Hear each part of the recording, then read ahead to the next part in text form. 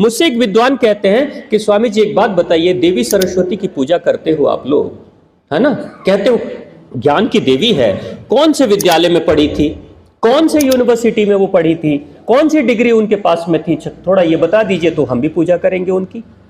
मैंने कहा कि आपके दिमाग में बस एक बात है कि सिर्फ स्कूल कॉलेज और विद्यालयों में जो डिग्री मिलती है बस उसी से इंसान शिक्षित होता है, आपको यही लगता है। लेकिन आप उस परे के, उस स्कूल कॉलेज और यूनिवर्सिटी के परे का भी एक विद्यालय होता है, उसके बारे में आपको कोई सूचना है ही नहीं। वो बोलते हैं ये दूसरा कौन सा विद्यालय होता है। मैंने कहा वो दूसरा विद्यालय वही होता है जहां से वेद आते हैं, जहां से पुराण आते हैं, जहां से आयुर्वेद आता है। और अगर ऐसा विद्यालय नहीं होता तो आप वेदों को कहते हैं अपौरुषेय। वेदों को किसी पुरुष ने नहीं लिखा।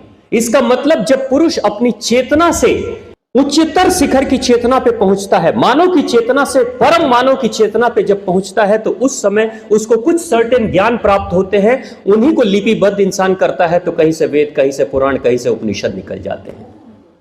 वो कहते हैं ये बात समझ में नहीं आ रही। मैंने कहा कि कबीरदास जी को सुना, कबीरदास जी के दोहे पढ़े आपने? तो हाँ। कैसे लगते हैं? बहुत महान। कौन से विद्यालय में पढ़े?